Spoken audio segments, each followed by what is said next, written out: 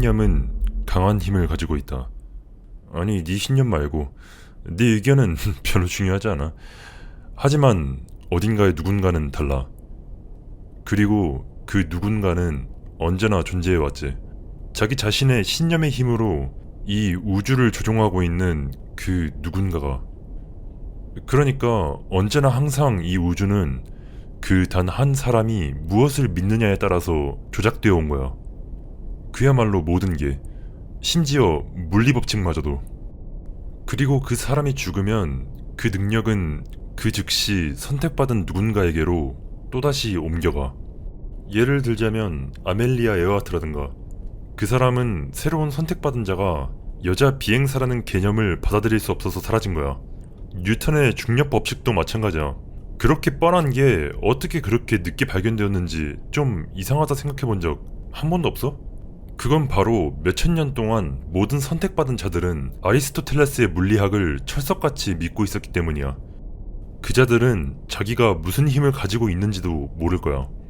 그리고 그 선택받은 자가 누구인지 알아내는 것도 사실상 불가능한 일이고. 너는 전날 밤 신나게 파티를 하고 필름이 끊긴 채 잠에서 깼어. 왠지는 모르겠는데 조잡한 웃는 얼굴의 문신이 너의 발에 새겨져 있고, 넌 그냥 다시는 술을 그렇게 먹지 말아야겠다는 교훈으로 생각하며 별일 아닌 듯 넘어갈 거야. 하지만 다음날 네가 일어났을 때 넌 그 문신이 이젠 발목에 있다는 걸 깨닫게 돼. 그리고 그 문신은 이제 어제처럼 조잡하지 않다는 걸 알게 될 거야. 그 다음날 그 문신은 이제 다리 아래쪽에 있을 거야. 그리고 이젠 진짜 얼굴을 그린 것처럼 보이기 시작하겠지. 그게 조금씩 몸 위로 올라올수록 점점 더 사실적인 얼굴로 바뀌어가고, 그제서야 너는 궁금해질 거야. 만약 그게 너의 얼굴까지 올라오면 무슨 일이 일어날지.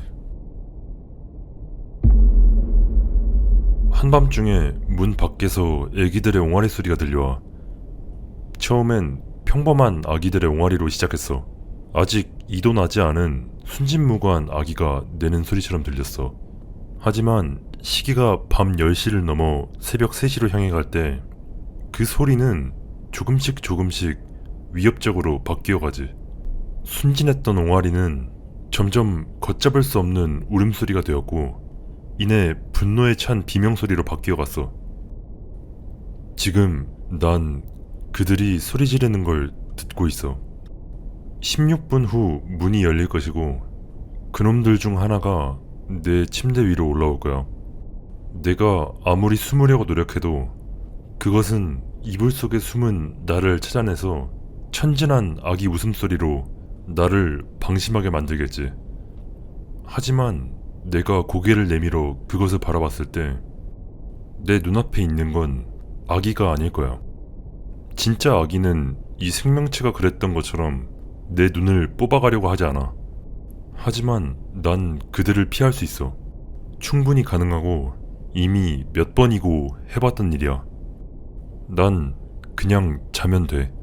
그럼 그들은 사라질 거야. 그들은 사라질 거야. 텔로아시에 사는 어떤 가족이 하늘에서 들려오는 이상한 소리를 녹화해서 올린 영상 아직 기억하는 사람 있냐? 나도 그 지역에 살았었는데 그때 당시에 나도 들었었어. 작은 트레일러에서 혼자 살고 있는 나는 식탁에 앉아서 저녁을 먹으며 책을 보고 있었는데 멀리서 제트 엔진 소리 같은 게 들려온다. 얼마 전에 우리 지역에서 심각한 폭풍이 지나간 적이 있었기 때문에 나는 아마 천둥 소리인가 보다 하고 생각한다. 소리는 점점 커져만 갔다. 소리는 확실하게 가까워지고 있었다. 나는 문 밖으로 뛰쳐나가 비행기라도 추락하고 있나 생각하며 하늘을 바라본다. 빽빽하게 심어진 나무 때문에 그닥 뵈는 게 없었다. 소리는 이제 귀가 먹먹해질 정도로 커졌다. 누가 제트 엔진을 떼다가 내 집 지붕에 얹어놓기라도 한 것 같았다. 소리는 말 그대로 내 머리를 울리고 있었다. 나의 지금까지의 경험에 빗대 지금 느껴지는 이 느낌이랑 그나마 제일 가까웠던 건 내가 억지로 내 몸의 힘을 전부 뺐을 때 느껴지는 그 느낌과 제일 유사했다. 마치 흐려지는 의식을 유지하려고 안간힘을 쓰는 것 같았다. 나는 문간에서 힘없이 바닥으로 고꾸라진다. 움직일 수가 없다. 마치 그 소리가 나를 지면에 대고 짓누르는 것 같았다. 시간이 지날수록 소리는 점점 강렬해지며 조금씩 바뀌어갔고 끝나기 직전에는 마치 거대한 산업용 기계가 내는 소리와도 같았다. 난데없이 무지막지하게 밝은 성광이 깜빡였고 그 즉시 모든 소리가 멈췄다. 나는 그 후 바로 911에 신고했고 그쪽에서도 비슷한 일로 신고하는 사람이 많다고 했어. 걔네도 무슨 일이 일어나고 있는지 잘 모르는 것 같더라. 그리고 이건 내가 다음날에 뒷마당에 갔을 때 있었던 일이야.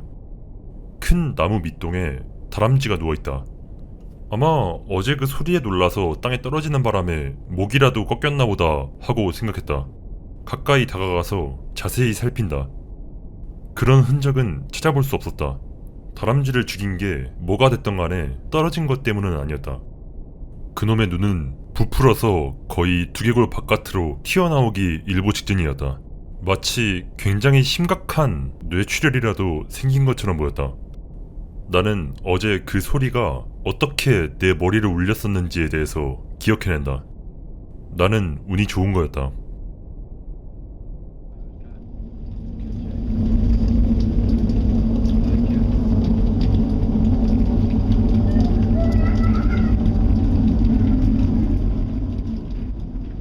Feels like it's getting close, Dylan. 한 쌍의 커플이 탄 차가 도로를 달리고 있다. 아름다운 풍경에 야생을 가로지르는 곧게 뻗은 고속도로. 긴 여정이었고 햇빛도 강렬하게 내리쬐고 있었다. 열린 창문으로 산들바람이 들어왔지만 더위를 식히기엔 역부족이었다. 창밖의 풍경은 그저 끝도 없이 펼쳐진 광야와 그 뒤 흐릿한 산들의 연속이었다. 카 스테레오에서 음악이 흘러나온다. 운전석엔 검은 머리를 한 남자가 얼굴에 땀을 훔치고 있고 옆자리에선 붉은 머리를 한 여자가 꾸벅꾸벅 졸고 있다. 이윽고 차는 경사가 있는 굽이진 도로로 들어선다. 긴 도로가 지겨웠던 찰나 반가운 변화였다. 멀리서 죽은 덤불 몇 개가 보인다. 언덕을 오르자 저 멀리서 어떤 형체가 달려나오는 게 보인다. 그 사람은 소리를 지르며 팔을 흔들고 있었다. 남자는 여자를 깨웠고 커플이 탄 차가 그 사람에게 서서히 가까워진다. 여자는 탐탁치 않아 했지만 차를 세운 그 사람, 그 여자는 어딘가 부상을 입은 듯 보였다. 창백한 파란색 드레스 위로 핏자국이 선명했다. 그들이 차를 멈추고 남자가 차 밖으로 나온다. 겁에 질려 제정신이 아닌 듯한 그 여자가 남자의 팔을 잡았고 차에 남아있던 붉은 머리 여자는 걱정되는 눈빛으로 바라본다. 그 여자는 커플보다 약간 나이가 있어 보였고 헝클어진 머리는 여기저기 먼지가 묻어 있었다. 그 여자가 흐느끼자 눈과 입 주변에 깊은 주름이 진다. 아기, 그 애가 차 안에 있어요. 내 아기가 아직 차 안에 있다고요. 그 여자가 남자의 팔을 잡아당겨 도로 옆 깊은 도랑으로 향했고 도로 위에는 검은 스키드 마크가 남아있었다. 이런 곳에서 사고가 나면 보통 살아남기 힘들 텐데 그 여자는 운이 좋았다. 그 여자가 큰 소리로 훌쩍거리며 차로 달려가다 무릎을 대고 주저앉는다. 도와주세요. 우리 아기를 구해주세요. 그 여자는 무릎을 대고 반쯤 기어가다시피 하고 있었다. 검은 머리의 남자가 서둘러 다가갔지만 그곳엔 연기도 불도 없었다.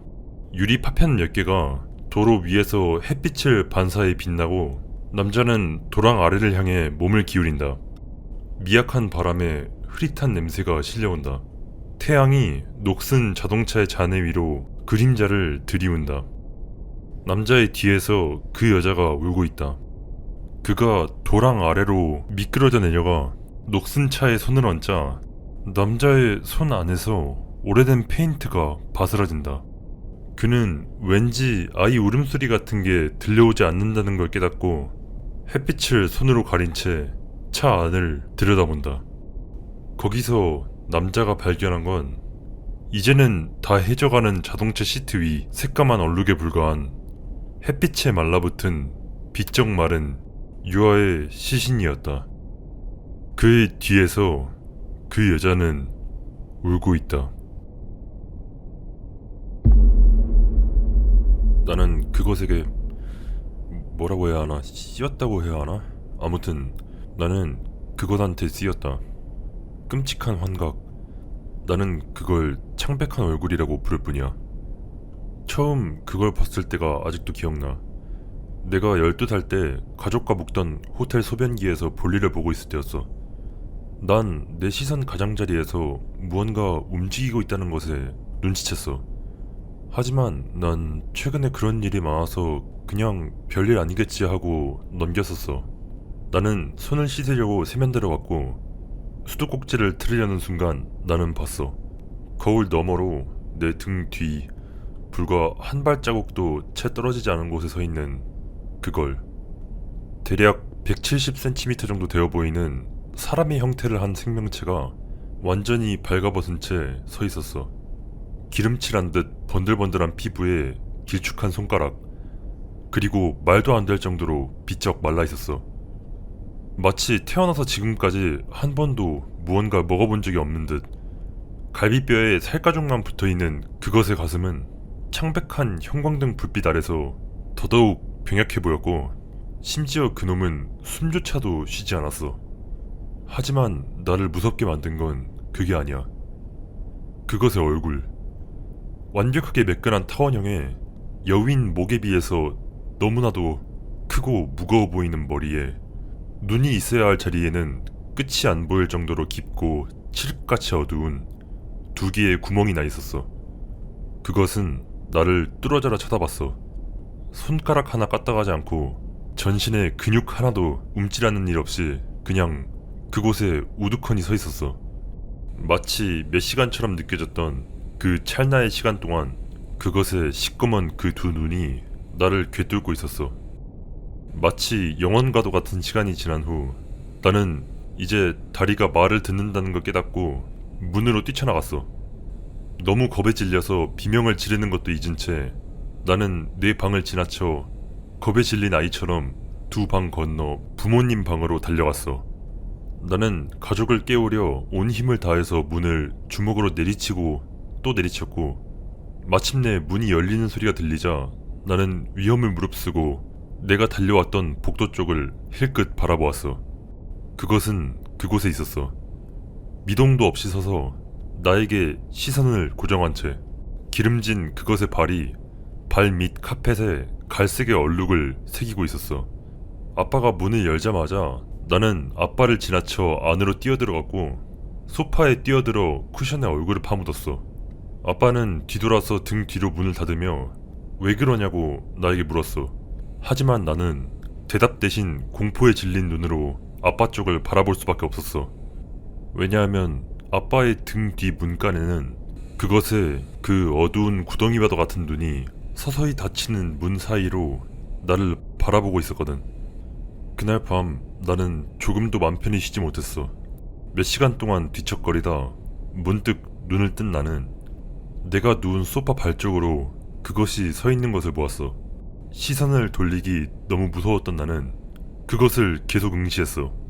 그것의 시선은 나를 홀리는 듯 했고 나를 공허하게 만들었어. 아주 기본적인 의식만이 느껴지는 인간성이라곤 조금도 찾아볼 수 없는 눈. 얼마나 오랫동안 그렇게 바라보고 있었는지 모르겠지만 어느 순간 나는 지쳐서 다시 잠에 들었어. 그리고 난 방 창문에 블라인드 사이를 비집고 들어오는 한 줄기 따스한 아침 햇살에 눈을 떴지. 그날 아침 나는 그 호텔을 나섰는데 일말의 아쉬움도 없었어. 그러나 그 창백한 얼굴은 아직 나를 놓아줄 생각이 없었어. 내가 어디를 가던지 간에 그것은 늘 내 시야 제일 가장자리에서 흐릿한 형체로 힐끗 나타나기 시작했어. 한밤중에 잠에서 깨면 그것이 내 침대 끝쪽에 웅크리고 있는 것이 보였고, 내가 학교에 갈 때는 항상 문간에 서 있었으며 내 로커 안에서 옹기종기 모여있는 아이들의 한가운데에서 이를 닦는 내 뒤에 가만히 서서 항상 그 밑도 끝도 없이 깊은 칠흑같이 어두운 눈으로 나를 뚫어져라 쳐다보고 나를 공허하게 만들었어. 하루하루 지날 때마다 나는 점점 나 자신을 잃어가는 느낌을 받았고, 이로 인해 날이 갈수록 내 정신 건강은 악화되어만 갔어. 나는 그것에게 고함도 질러보고 공격도 해보고 제발 나를 내버려 두라고 울며 불며 빌어도 보았지만 그것이 나를 떠나는 일은 없었어. 내 여자친구는 자기가 사랑했던 그 남자애는 더 이상 내 안에 없는 것 같다며 나를 떠났고, 내 친구들도 나를 버렸어. 그들도 공허한 눈을 한 불면증으로 인해서 창백하고 수척해진 몰골에 이 미치광이의 친구라고 생각되기는 싫었겠지. 내 부모님은 나를 도우려고 했어. 나는 셀 수 없이 많은 심리 상담사랑 정신과 의사, 영매, 영적 치료사들을 포함해 내 머릿속의 병을 고칠 수 있다고 짓거리는 모든 사람을 만나게 했어. 하지만 그 창백한 얼굴은 언제나 그곳에 있었어. 의사의 의자 뒤에 우두커니 서서 단 한 번도 나에게서 시선을 떼지 않은 채 그때마다 나는 그것을 향해 화를 내고 소리를 질렀고, 내가 만났던 그 사람들 전부 다 결국 내가 미쳐버렸다고 결론을 내렸지. 어느 날 밤 나는 부모님이 울음 섞인 목소리로 나를 정신병원에 입원시킬 계획을 하고 있는 걸 엿들었고, 그날 밤 나는 집에서 뛰쳐나왔어. 나는 증오와 분노 그리고 슬픔에 차 나를 더러운 골목으로 문 닫은 상점의 처마 밑으로 내몰은 그 경멸스러운 생명체를 노려보았어. 그것에 대한 공포심은 온데간데 없었고 그저 모든 걸 집어삼킨 끓어오르는 분노만 느낄 뿐이었어. 그것이 나에게 무슨 짓을 했는지, 어떻게 나 자신을 앗아갔는지, 어떻게 나를 이 망가져가는 몸 속에 공허한 영혼의 껍데기만 남게 했는지에 대해서. 그것은 여전히 나를 뚫어져라 바라볼 뿐이었어. 그 끔찍한 머리에 광기 어린 구덩이가 내 마지막 남은 한 줌의 인간성마저 앗아갔어. 하지만 어젯밤엔 말이야, 난 꿈을 꿨어. 몇 주 동안 만에 처음으로. 꿈속에서 나는 창백한 얼굴들이 수백 마리가 있는 걸 봤어. 각기 다른 장소, 시간에 존재한 사람들이 마치 말도 안 되게 빠른 만화경을 보듯 내 눈앞을 스쳐 지나갔고, 그 모든 게 하나로 흐릿하게 뭉쳐지며 나는 그들이 단 한 가지의 공통점을 가지고 있다는 걸 깨달았어. 그들은 저마다 자신만의 창백한 얼굴을 하나씩 가지고 있었어. 그리고 내 시야는 무언가에 의해서 빠르게 당겨지더니 내가 태어나서 본 것 중에 제일 공포스러운 광경으로 밀어넣어졌어. 나는 지옥을 엿보았어. 저주받은 영혼들이 있을 수 없는 형태로 조각된 흑요석 관문으로 줄지어 가고 있었고, 그 영혼들은 각기 그들만의 창백한 얼굴을 따르고 있었어. 그때가 돼서야 나는 잠에서 깨며 나를 괴롭히는 그것의 진짜 목적을 깨달았어. 창백한 얼굴들은 저주받은 자들의 안내자였던 거야. 창백한 얼굴은 항상 너의 곁에 있어. 너만의 창백한 얼굴은 지금 네 방 안에서 너랑 같이 있을 거야. 네가 혼자 있는데 누군가 널 지켜보는 느낌을 받을 때, 지극히 평범한 환경에서 왠지 모를 희미한 불안감이 느껴질 때, 너는 그 창백한 얼굴에 시선을 느꼈던 거고, 네가 시선 가장자리에서 순간적으로 무언가 스쳐 지나가는 형상을 볼 때 너는 너만의 창백한 얼굴을 본 거야. 그리고 마지막으로 하나 더 있는데, 만약 네가 마치 네가 그랬던 것처럼 시선 가장자리에서 뭔가 깜빡이는 걸 굉장히 자주 본다던가, 혹은 혼자 있을 때 언제나 무언가가 널 유심히 지켜보는 것 같은 느낌이 든다면, 가족, 친구, 너에게 의미가 있는 사람 누구라도 좋으니까 부디 그들과 사이좋게 지내. 소중하게 대해주라고. 왜냐하면 그건 단 한 가지만을 의미하니까. 너는 선택받은 거야. 내가 그랬던 것처럼 창백한 얼굴이 되기 위해서. 나는 그랑 매우 가까운 사이다. 그는 매일 밤 10시만 되면 잠을 잔다. 그는 그 시간만 되면 딱 맞춰서 인터넷 친구들에게 인사를 하고 노트북을 끈다. 옷을 갈아입고 침대로 들어간다. 하루도 빠짐없이 이 루틴을 반드시 지킨다. 그는 꿈을 꾼다. 하지만 늘 무슨 꿈이었는지 기억하지 못했다. 그는 아침에 일어날 때 꼭 이불을 뒤집어 쓰고 한 번씩 더 잠들어 버려서 언제나 지각하지 않기 위해 서둘러서 학교에 간다. 그는 3시 36분에 귀가를 해서 숙제를 한 다음 자기 전까지 노트북을 한다. 그는 구미배어와 공포영화 그리고 소리 지르는 보컬이 있는 노래를 좋아한다. 그는 나 말고는 딱히 친구라고 부를 만한 사람도 없었기에 지나치게 외로워지기 시작할 때를 대비해 양말이 들어있는 서랍에 대마를 숨겨놓았다. 그는 졸업하고 무엇을 할지에 대한 이렇다 할 계획은 없지만 일단 큰 도시에 나가서 살 계획을 하고 있다. 아마 런던 같은 곳으로 가겠지. 그는 그가 얼마나 아름다운지 깨닫지 못하고 있다. 그래서 그는 슬퍼한다. 만약 나에게서 그에 대한 사랑을 뺀다면 아무것도 남지 않을 것이다. 나는 그를 만나기 전까진 아무것도 아니었다. 우린 같이 살기 시작한 지 이제 거의 12개월쯤 되어간다. 동거라는 건 좋은 것이다. 나는 원래 그가 온라인으로 만나는 그 얼굴 없는 사람들 중 한 명이었지만 우리 둘 다 서로 멀리 떨어져 있는 걸 견디지 못했기 때문에 나는 그와 함께하기 위해 그가 있는 이 나라의 반대편 끝쪽까지 찾아왔다. 나는 많은 것을 희생해야 했지만 조금도 후회하지 않는다. 그의 부모님도 좋은 분들이시고 하지만 우린 대부분의 시간을 방에서만 보낼 뿐이었다. 우리는 내가 여기 오기 전만큼 대화를 많이 하지도 않았고 대부분의 시간 동안 나는 그냥 그를 관찰할 뿐이었다. 그래서 내가 그에 대해서 이렇게 자세하게 알게 된 것이다. 그러나 오늘 밤 그의 루틴이 바뀌었다. 그는 노트북에는 손도 대지 않았고 그냥 침대에 누워서 얼굴을 베개로 가린 채 울고 있을 뿐이었다. 나는 걱정했었지만 벽에 걸린 그의 달력을 보고 금세 이유를 깨달았다. 당연히 슬프겠지. 오늘은 내가 목을 매단 지 딱 1년이 되는 날이니까.